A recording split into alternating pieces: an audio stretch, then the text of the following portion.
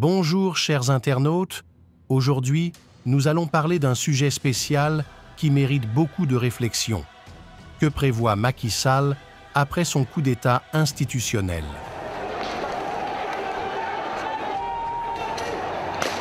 Dans notre dernière vidéo, nous avons parlé des enjeux de son coup d'État institutionnel et la main mise de l'ancien pays colonisateur pour sauver le système France-Afrique. Ainsi, nous voyons les communiqués de la CEDEAO et de l'Union africaine qui ne prennent pas de position claire tout en se valsant entre l'acceptation du report des élections et le sanction, si ceci est maintenu. Concernant la CEDEAO, dont le Sénégal est membre, il est interdit de repousser une élection présidentielle 6 mois avant la date du vote, alors que là, nous y sommes qu'à 3 semaines.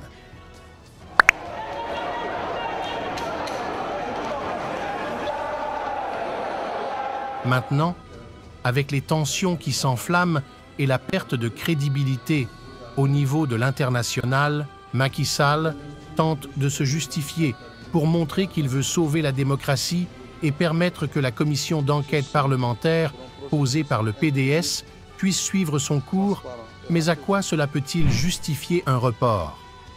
Au moment où des députés de Yewwi Askan Wi demandaient des commissions d'enquête pour éclairer les rapports de la Cour des comptes contre les magouilles dans le fonds Covid-19, les morts dans des manifestations, des budgets. Au moment où les partisans de M. Ousmane Sonko dénonçaient l'injustice au niveau de l'administration, plus précisément à la DGE et au CDC qui les ont discriminés, malgré les décisions de justice qui leur imposent le respect des droits du sieur Sonko. Au moment où beaucoup de candidats recalés crient aux magouilles dans les vérifications des listes de parrainage, plus de 10 demandes de commissions d'enquête ont été déposées, mais jusqu'à présent, aucun n'a été traité. Donc, on peut en déduire que malgré toutes ces demandes de commissions d'enquête, c'est l'intérêt du pouvoir qui compte. Waouh!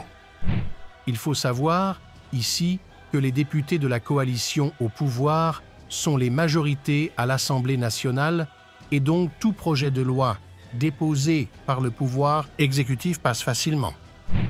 Toutefois, la France voit d'un mauvais œil perdre le Sénégal après avoir perdu le Niger, le Mali et le Burkina Faso. Dans leur chaîne de télé, ils réfutent toute idée que la France est derrière ce coup d'État institutionnel, mais juste en analysant leur discours, vous comprendrez que ces hommes manigancent quelque chose. La France, premier investisseur, je crois encore toujours au Sénégal, avec des intérêts économiques très importants. Je crois que le niveau d'investissement va jusqu'à 40%, en tout cas c'était le cas ces dernières années. Le Quai d'Orsay va bouger un petit doigt? Non, la France, il faut absolument que le Quai d'Orsay ne bouge pas un petit doigt. Il faut absolument que justement, d'ailleurs c'était assez important, on a vu que c'était les Américains qui ont réagi en premier, et c'est pas plus mal au fait de ce report de cette élection. Et compte tenu de la situation et des ressentiments anti-français dans l'ensemble de cette région, il ne faut absolument pas que la France puisse s'en mêler comme elle le faisait habituellement et traditionnellement dans les pays d'Afrique de l'Ouest et son ancien précaré. D'accord, merci infiniment Antoine Glaser, toujours très éclairant. On se coup d'État institutionnel, Antoine Glaser. Général Gomard disait une armée républicaine, dont on verra jusqu'où elle soutient Macky Sall.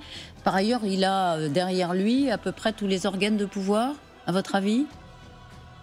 Oui, il a l'ensemble, bien sûr, il a les organes du pouvoir. Je dirais même qu'il peut avoir l'appui aussi des chefs, d'un certain nombre de chefs d'État de la région.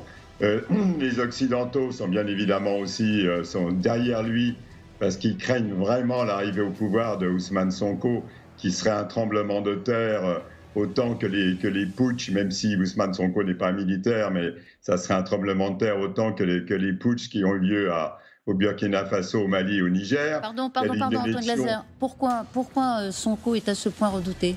C'est la gauche. Parce que c'est vraiment, d'abord parce que Sonko a été toujours, c'était un directeur des impôts, qui a toujours dit que la classe politique sénégalaise était corrompue Et c'est vrai que lui a toujours été droit dans ses bottes. C'est lui qui dénonçait toute la corruption dans ce pays. Donc c'est pour ça d'abord qu'il est craint et qu'il peut entraîner toute une jeunesse derrière lui. C'est par son histoire un pays qui nous est très proche, Gallagher. Hein.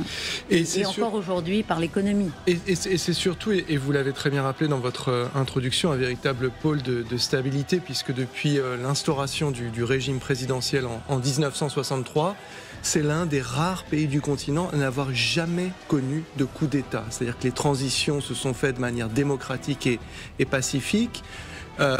Donc après l'époque Senghor et jusqu'à aujourd'hui. Et là, effectivement, coup de chapeau. Alors la rumeur courait depuis des jours, voire des semaines. Vous savez que depuis 2021 et l'arrestation de l'un des principaux opposants à Macky Sall, à savoir Ousmane Sonko, il y a eu des heurts qui ont fait des dizaines de morts, beaucoup d'arrestations.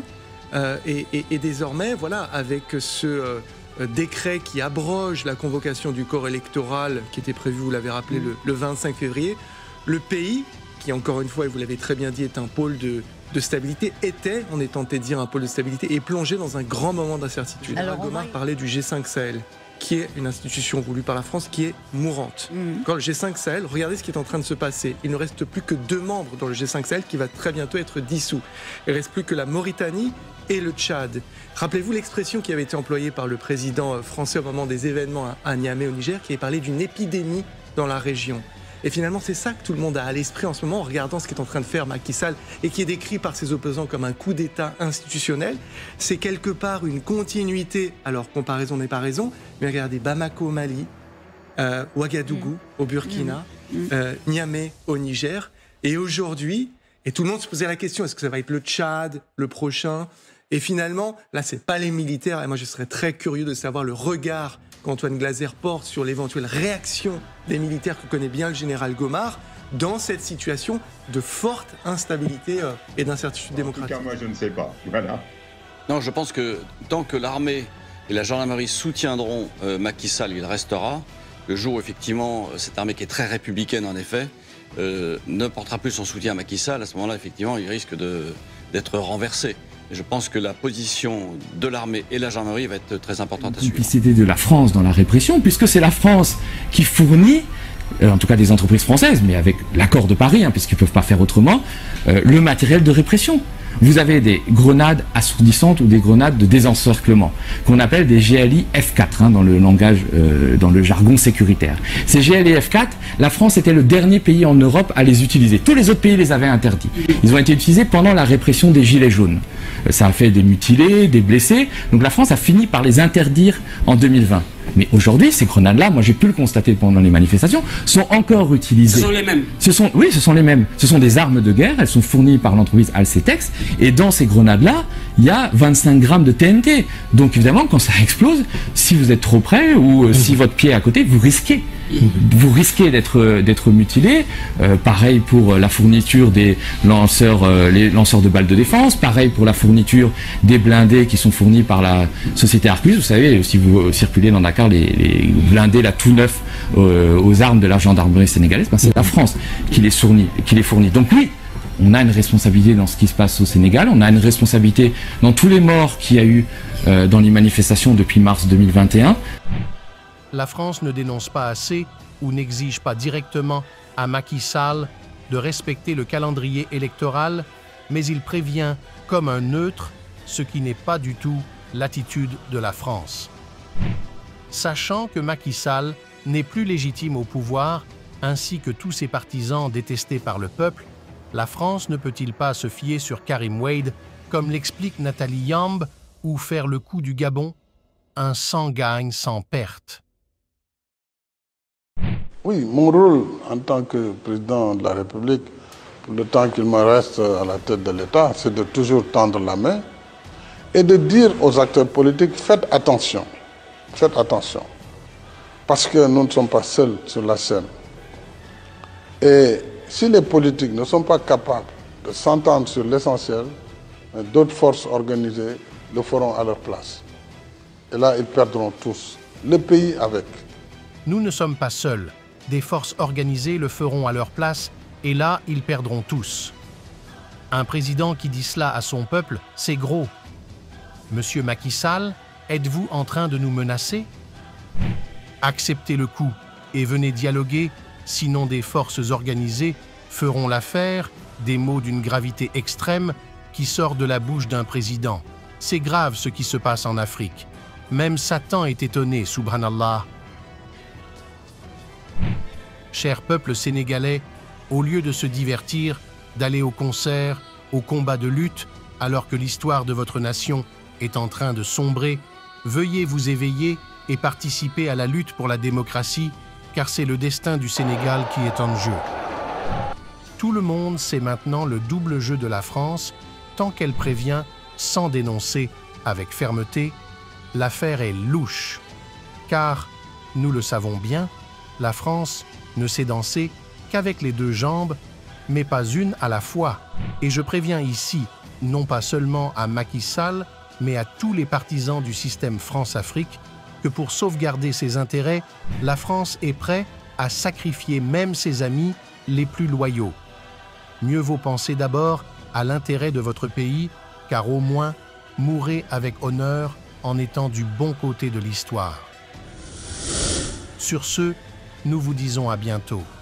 Veuillez vous abonner à la chaîne pour ne manquer aucun de nos prochaines vidéos et d'aimer celle-ci si elle vous a plu. Dites ce que vous en pensez dans les commentaires. À plus.